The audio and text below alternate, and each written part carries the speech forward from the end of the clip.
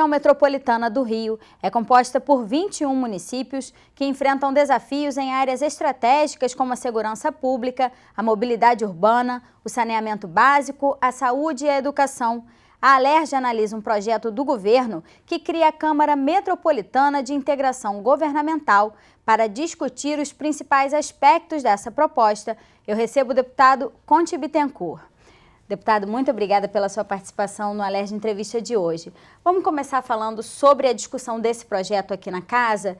Esse projeto visa planejar políticas públicas de integração e de desenvolvimento desses municípios da região metropolitana de forma integrada, ouvindo todos os agentes, inclusive os agentes da sociedade civil.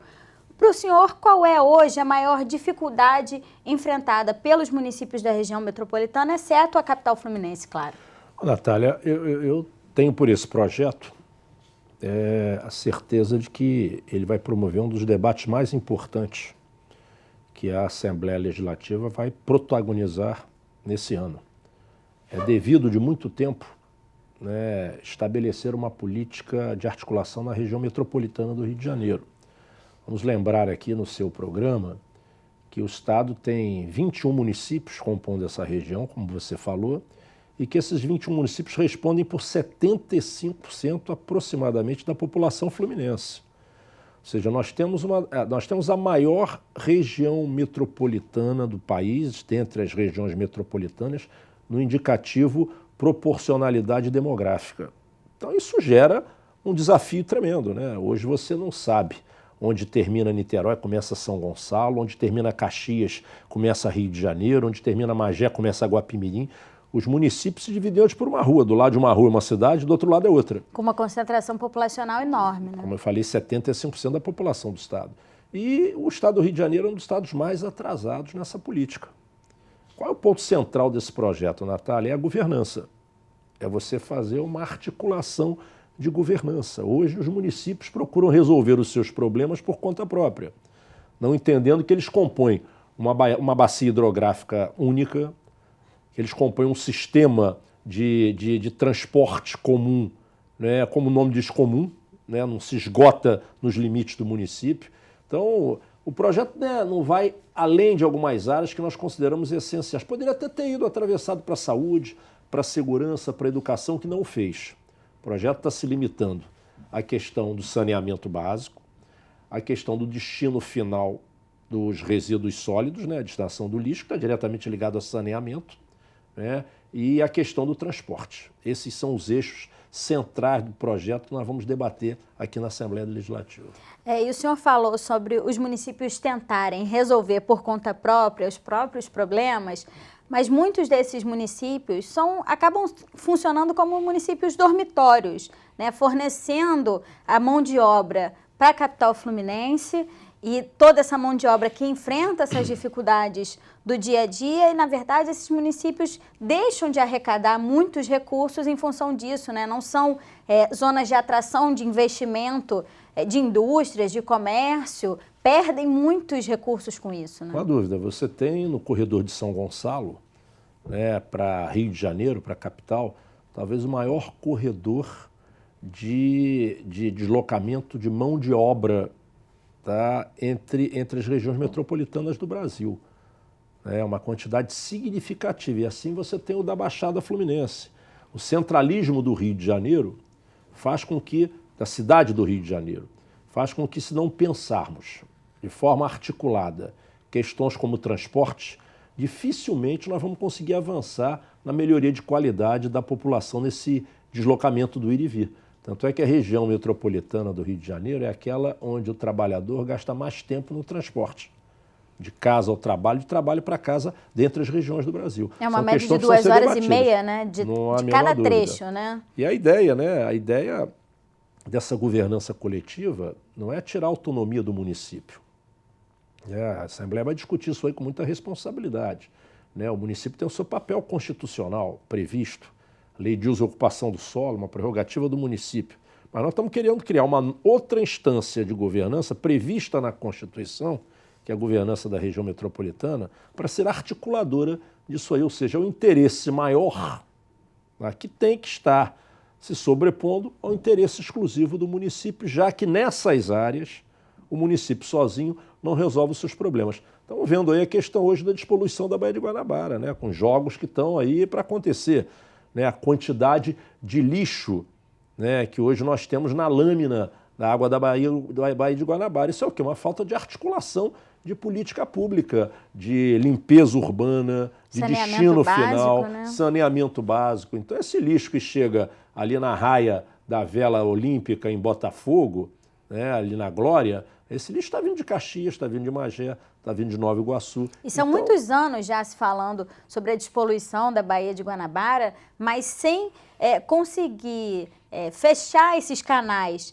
de despejo de esgoto, de lixo, de tudo na Baía de Guanabara, fica impossível, né? Os municípios todos, como o senhor falou, da Baixada, que despejam na Baía de Guanabara, Magé, Itaboraí, São Gonçalo, fica assim, enxugando o gelo, como a gente diz, né? Com ecobarco, ecobarreira, e não se chega a lugar nenhum. Não né? há a menor dúvida, está diretamente ligado a um processo de educação pública, né? Ou seja, as cidades fazerem campanhas intensas e o cidadão compreender que ele, gerador do lixo, é o responsável pelo lixo gerado por ele, né? Ele compreender que ele tem que se preocupar com o destino final desse lixo, né? O cidadão joga o papel no chão por um hábito, achando que aquilo é um problema público, né, dele. Ele não consegue entender que aquela geração de lixo é uma responsabilidade dele. E que as consequências voltam para ele, né, diretamente. Não há a menor dúvida disso aí, visto aí na época das chuvas, né, a questão das enchentes. Né? E o senhor falou que, além dessa questão da responsabilidade da população, a questão do saneamento básico também está sendo discutida nesse projeto da Câmara Metropolitana e tem gerado muita polêmica aqui na casa em função da possibilidade de se passar para a iniciativa privada a gestão de algumas áreas do Estado, como já acontece, por exemplo, hoje no município de Niterói, onde quase 100% da população já é atendida, né, com tratamento de esgoto, com abastecimento de água. Como é que o senhor vê essa possibilidade, já que aqui na casa muitos funcionários têm vindo pedir que não se apoie a privatização da SEDAI, como eles dizem, né? Olha, Natália, estão confundindo as matérias aí. O projeto de lei que trata da gestão da região metropolitana, a Câmara Técnica, que constitui a Câmara Técnica para a gestão, trata da questão da privatização da SEDAI. Isso, se o governo resolver fazer, terá que fazê-lo em outro projeto. É uma outra mensagem que para cá vem. Estão aproveitando, como saneamento é um dos itens centrais dessa governança de região metropolitana, está se aproveitando o tema para antecipar um debate, mas que não é pertinente ao tema. Agora, eu, por exemplo, eu sou contrário à privatização da SEDAI, mas, ao mesmo tempo, sou favorável às parcerias público-privadas na distribuição e na coleta e tratamento do esgoto sanitário.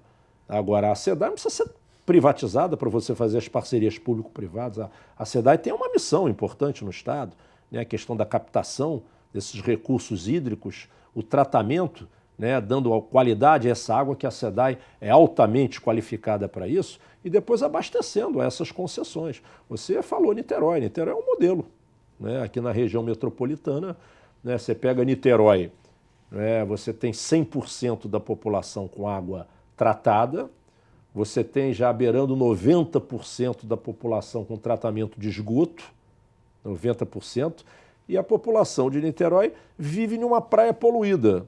Uma praia poluída por quem? Pelos municípios vizinhos, pelos municípios que compõem a bacia hidrográfica da Baía de Guanabara. Por quê? Porque você vai a São Gonçalo ao lado, menos de 5% da população tem tratamento de esgoto. Então, para onde corre o esgoto da população de São Gonçalo? Para a Baía de Guanabara. Mesma coisa Caxias. Caxias é quase 0% de tratamento de esgoto.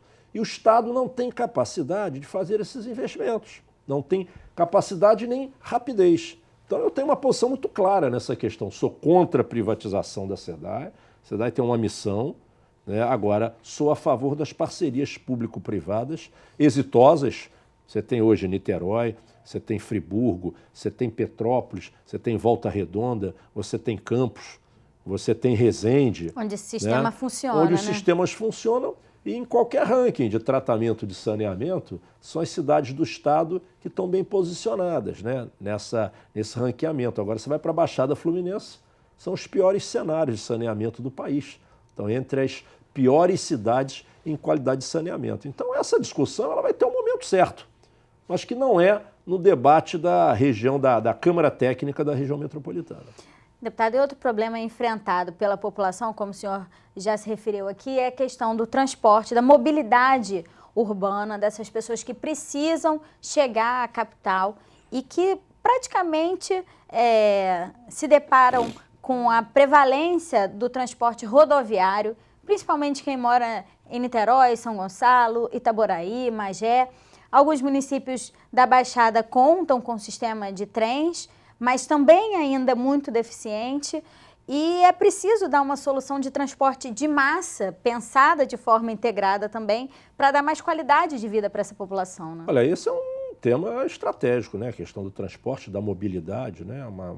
É uma região que gera problemas crônicos aí para o seu cidadão. Talvez se tivéssemos a Câmara Técnica já funcionando, ô Natália, a opção tivesse sido a linha 4 do metrô. Nada contra a linha 4 do metrô, mas você investe quase 8 bilhões, né, dos recursos do Estado em uma linha que vai atender a 200 mil pessoas. Esses 8 bilhões poderiam ter melhorado muito a Supervia, que atende a um conjunto de municípios da Baixada Fluminense.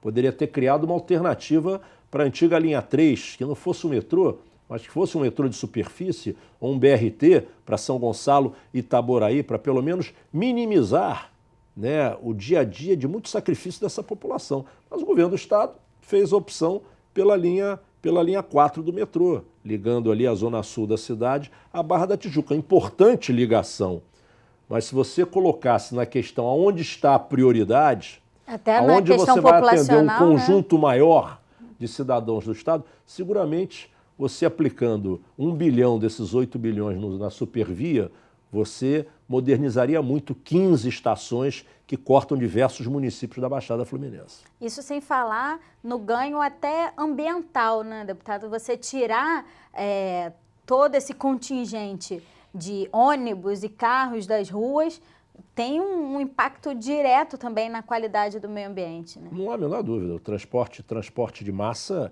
né, ele não só facilita, né, o deslocamento do trabalhador, do cidadão, mas ele ajuda muito na qualidade de vida das pessoas, né? Na questão, como você falou, ambiental, na questão do trânsito. Ou seja, você sair do transporte individual, que é o transporte através do carro, que gera esse transtorno enorme à população com engarrafamentos quilométricos. Talvez a região metropolitana do estado seja um dos piores engarrafamentos do mundo, talvez. Já seja superou, aqui na nossa a gente região. Falava tanto do trânsito de São Paulo, mas o Rio de Janeiro já superou esse problema. Em determinados momentos, não há a menor dúvida disso. São Paulo é complicado, mas o Rio está chegando lá. É verdade. Deputada, a gente precisa fazer um pequeno intervalo e volta falando sobre esse assunto no próximo bloco. É só um minutinho, a gente volta já já.